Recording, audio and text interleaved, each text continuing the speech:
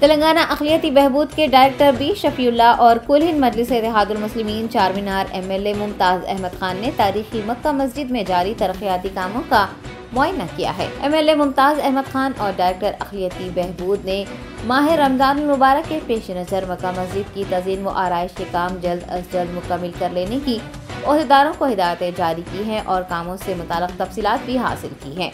आपको बता दें कि डायरेक्टर अक़लियती बहबूद बी शफीउल्लाह ने ओहदा संभालने के बाद ये दूसरी मरतबा मक्का मस्जिद के तज़ीन व आराइश के कामों की पेशरफ्त का जायजा लिया है। आज किए गए दौरे के मौके पर उनके हमरा अक़लियती बहबूद महकमे के ओहदेदारान, मजलिस के सीनियर कायदीन व दीगर भी मौजूद थे।